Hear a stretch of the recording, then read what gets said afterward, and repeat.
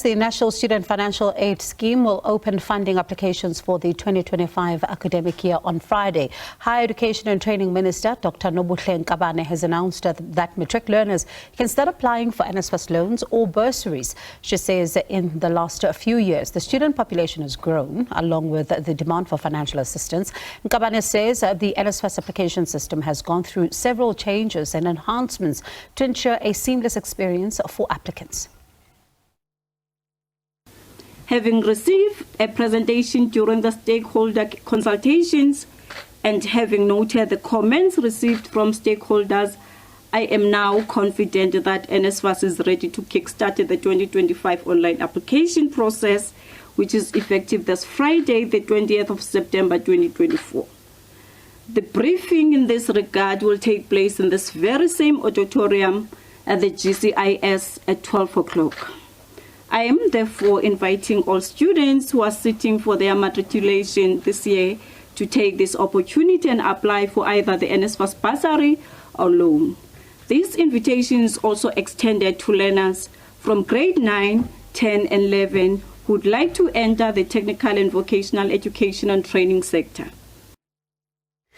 All right, we'll stay with this conversation. We speak to Sihle Lonzi, EFF Student Command's President, as well as the South African Union of Students Spokesperson, Asive Dlanjwa, who is joining us via Teams. Good evening to you both, and thank you so much for your time. I'm going to start with you, Asive. The Higher Education Department saying that it's reviewing the NSFAS funding model to improve its systems and reduce glitches. Where, in your view, is the one area they need to focus in? Good morning, Sisbongi, and also good evening to all President of the Student Command and your viewers and listeners at large. Look, for the most part, there were a few areas. The first one was the usability of the system itself, to ensure that irrespective of your literacy levels, including your appreciation of the use of the internet, to ensure that irrespective and across that entire spectrum, students would be able to apply, and prospective students. The second area is the area of access and it being accessible beyond the digitalization, to ensure that there is boots on the ground and that students are able to interact with actual people from NSFAS that are able to deal with their queries, and in turn the turnaround time. Now, to the extent to which the system is user-friendly, I mean, it's a relative. There has been improvements that we welcome, and to that extent, still a lot of work we believe still needs to be done. And Asive, pardon me for coming in there. I'm going to come back to that point because I do want us to talk about the system right now.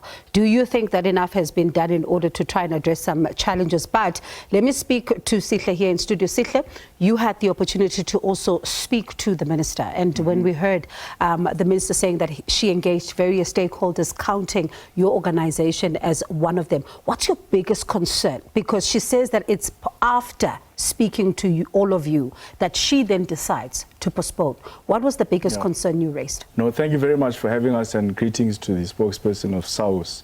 I think we didn't really speak with the minister. We presented a presentation from the EFF Students Command. And at the center of that presentation was that the greatest failure of NSFAS was to try and centralize its systems.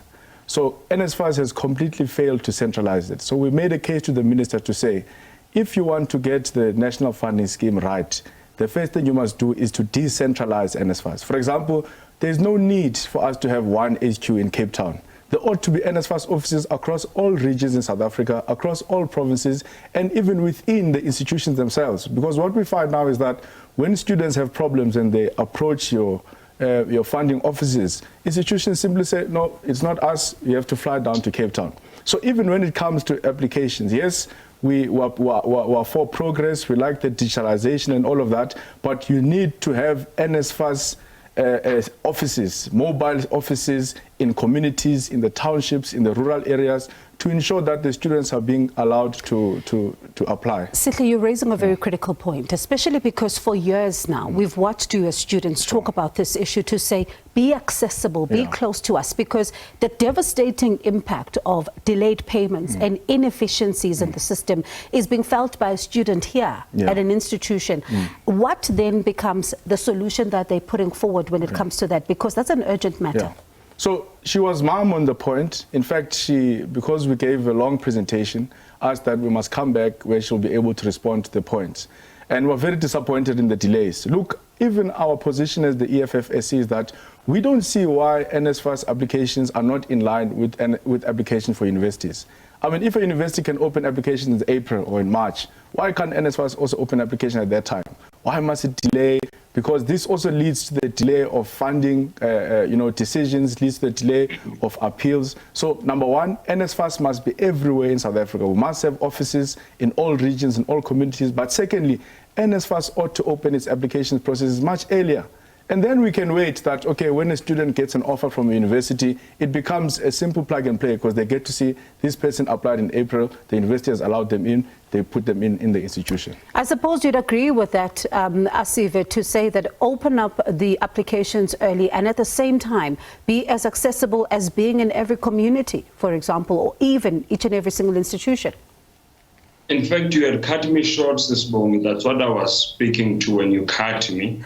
To say that one of the other critical areas when we're speaking about access is to the extent to which students are able to interface with physical humans on the ground, because we appreciate the disparities that our communities live in and the extent to which they might have or not have certain resources to be able to interact only digitally. So I completely agree with Comrade President that we were also very vehement on that when we met with the minister to say we must be able to decentralize. Now she has made a commitment, and I believe she also touched on it at the media briefing, that within the next few months they're going to begin a process whereby, at the very least, as a compromise to the submission we have made, is that in Gauteng, in Eastern Cape and in KZN, that they establish offices of NSFAS, fully functional, fully fledged offices, and they are beginning a process of the termination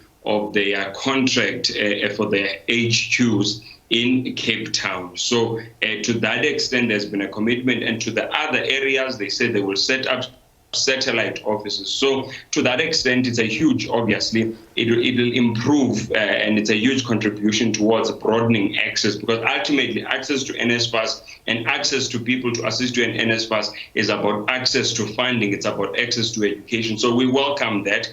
So completely agree. And I think we sing from the same hymn book there across the student movement as it pertains to that. So Asive, let's talk about something else briefly. The process, of course, the application process, let's say it's open on Friday, everything goes smoothly. But there's another layer that I'd like you to talk to us about here.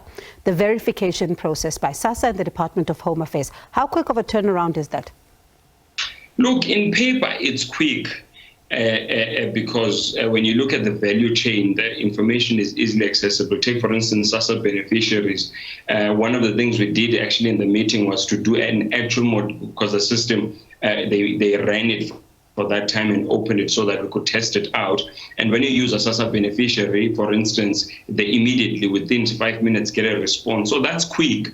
However, our concern is that people's lives can't be compartmentalized to the extent to which SARS, Home Affairs, and all these other departments have exact information of what's happening. And also, when you look at the complex structure of our families, the information that SARS and Home Affairs has is not necessarily congruent with the lived realities of our students. We've made cases to NSFAS, for instance, our people who have never met their parents. They grew up with their grandparents, but when the verification is done, NSFAS says, no, you have a father who's living somewhere, or irrespective of where they're living, but they're earning beyond a certain threshold, and the student, however, is indigent. So those are some of the things that are a concern to us, and we are working in terms of how to, and that's why the human element becomes important because the machines themselves can pick up that. Okay. So this is why that human element in the decentralization becomes critical. Let me bring Sihle in on that very point. Sihle, this is one of those points that even the administrator of NSFAS says, yes,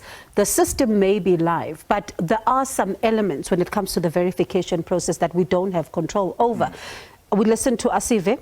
Are you as concerned about this as he is? Look, another big problem of NSFAS is that there's a huge leadership crisis at NSFAS. There's also a huge executive management crisis. I think we saw that even with the old board. I mean, we had a situation of a board that speaks more than the executive management. And in an ideal organization that is well functioning, that is efficient, the board typically sits 3-4 times a year max, and it becomes the executive management that runs the day-to-day affairs of NSFAS. So, for example, when you have a situation where there are delays in verification, when you have a situation where the NSFAS call center is completely non-operational, like we could try and call them right now, we're not going to reach them, it's because we don't have an executive management that sits either on a weekly basis or every 2 days to try and check, are these NSFAS operations and NSFAS processes operating well? So the first thing the minister must also do is that, how do we resolve the leadership crisis at NSFAS? Because we're not going to run that institution, more than 50 billion rand institution, with a single administrator who must basically doing crisis management. Has it been better under his watch? Look, it can never be better because one person can never play that role. We need a CEO, we need a CFO, we need a board to perform its fiduciary responsibilities of oversight. But in general, we need an executive management of NSFAS, someone who would know that if there's a problem in verification, this is the person we talk to. If the call center doesn't work, this is the person we talk to. If there's a delay in the appeals process, this is the person we talk to. Currently, there's no leadership at NSFAS, and the minister must be able to deal with that. And of course, this is a conversation we'll circle back to see what happens beyond Friday, and hopefully speak to both of you again, get a sense of where things stand with the system, because we do understand it's going to go live this week, but does it go live without glitches? But also at the same time, how do you begin to address some of the issues that the students are raising, for example, when it comes to the verification process, the information, and also at the same time, the leadership issues at NSFAS. But let me thank you both for your time. That's Sihle Lonzi, the EFF Students Command President, as well as the South African Union of Students Spokesperson, Asive Dlanjwa. And we'll also be, trying to speak to the minister as well as NSFAS to also get their take on how do they resolve some of these particular issues.